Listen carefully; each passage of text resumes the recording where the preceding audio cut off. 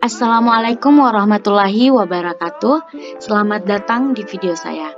Perkenalkan, saya Agrisa dari kelas akuntansi reguler semester 4 Setie Wirabakti Makassar.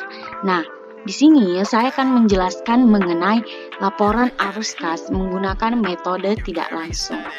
Langsung saja kita ke video pembahasannya. Baik, langsung saja. Di sini ada laporan arus kas neraca komparatif PT Asia Corporation per 31 Desember 2006 dan 2005 adalah sebagai berikut. Nah, ini dalam US dollar ya. Nah, aktiva. Di sini ada aktiva, kewajiban dan ekuitas. Aktivanya ada kas, di mana pada tahun 2005 senilai $395.800, pada tahun 2006 $464.100. Nah, di sini selisih antara 2005 dan 2006 ini 68.300.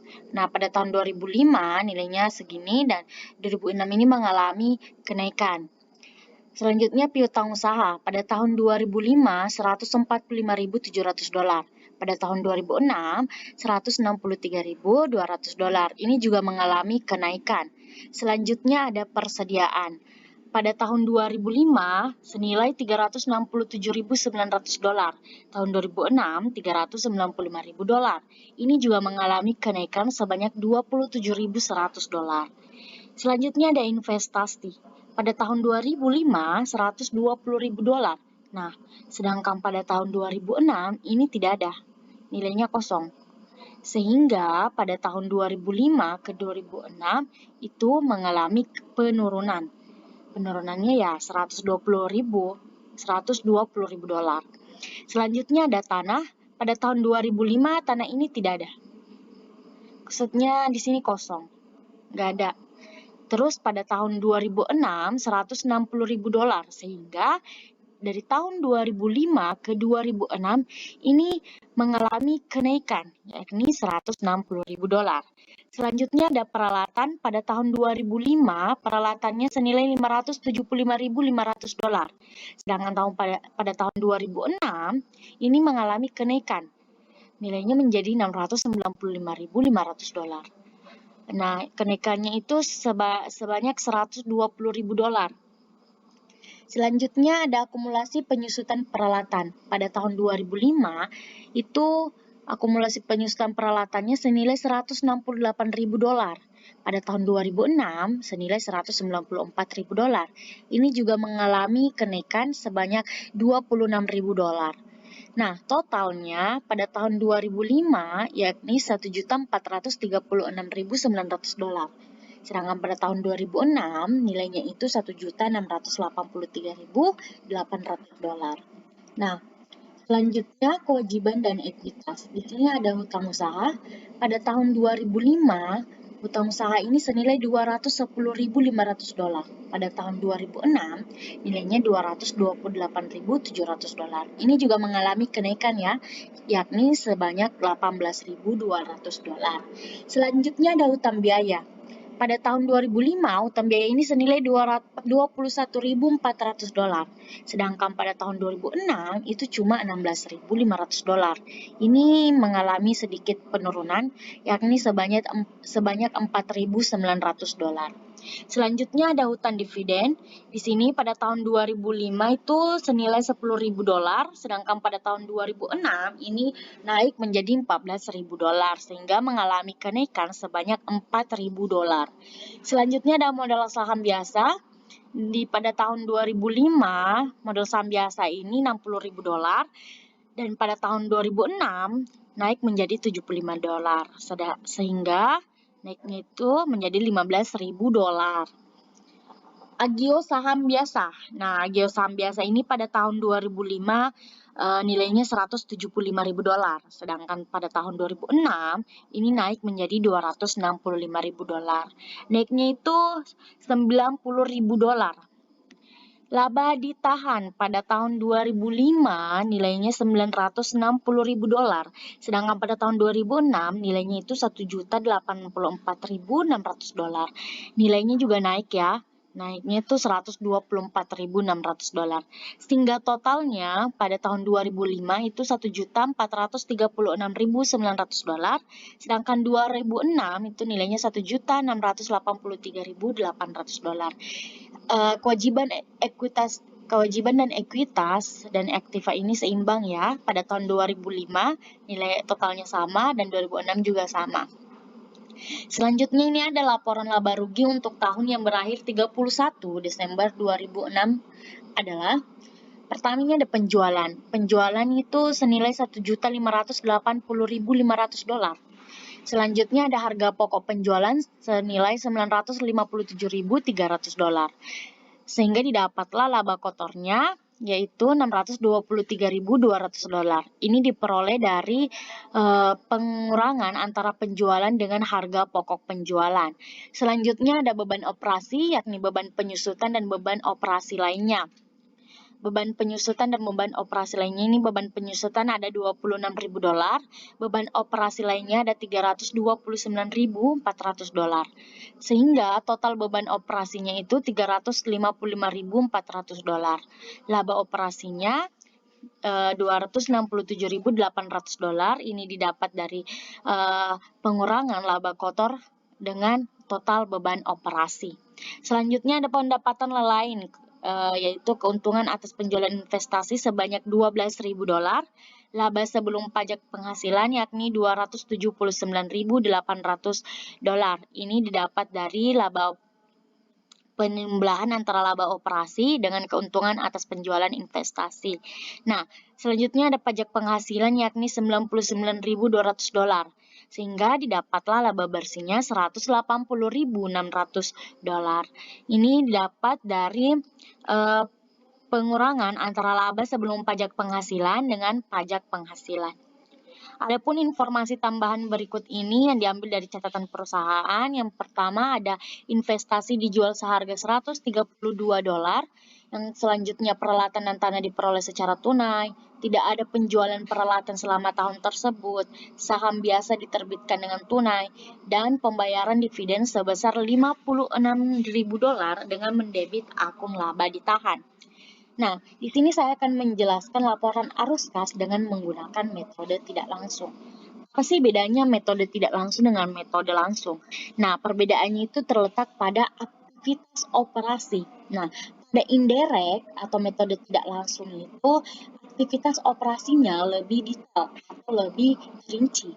Nah, di sini saya akan menjelaskan metode tidak langsungnya. Yang pertama ini ada laba bersih 180.600 dolar. Ini diperoleh dari sini ya, dari laporan laba rugi.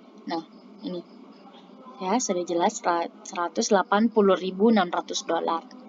Selanjutnya ditambah dengan beban penyusutan. Beban penyusutannya itu 26.000. Nah, kita juga ambil dari laporan laba rugi. Nah, ini beban penyusutan sebanyak 26.000. Selanjutnya ditambah dengan kenaikan hutang usaha. Kenaikan hutang usaha. Nah, kenaikan hutang usaha ini kita ambil dari sini. Nah, ini kenaikan hutang usaha. Dan seperti tadi saya jelaskan bahwa pada tahun 2005 hasilnya segini dan 2006 segini kan mengalami kenaikan. Nah, kenaikan hutang usahanya kan 18.200. Selanjutnya kita kurangi dengan kenaikan piutang usaha. Piutang usahanya kita seperti tadi ya. Ini kenaikan piutang usaha. Pada tahun 2005, ini 2006, ini mengalami kenaikan sebanyak 17.500 dolar. Selanjutnya ada penurunan hutan beban usaha. Ini ya, salah. Ini ada kenaikan persediaan dulu. Kenaikan persediaannya itu, nah ini. Kita ambil dari neraca komparatif ya. Ini ada senilai 27.100 dolar. Selanjutnya, nah ini baru penurunan hutan beban usaha.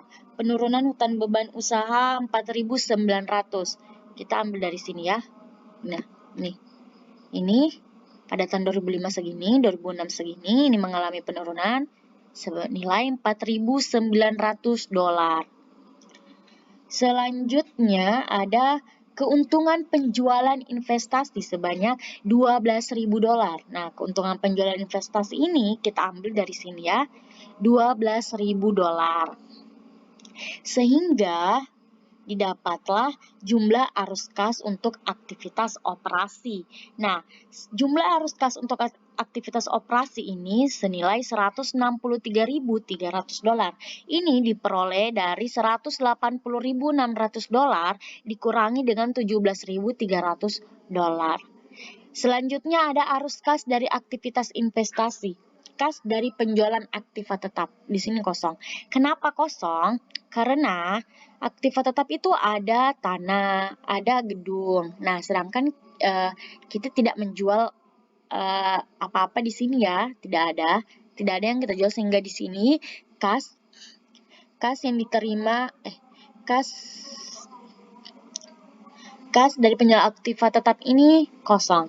Terus dikurangi kas dibayar untuk pembelian aktiva tetap sebanyak $280.000.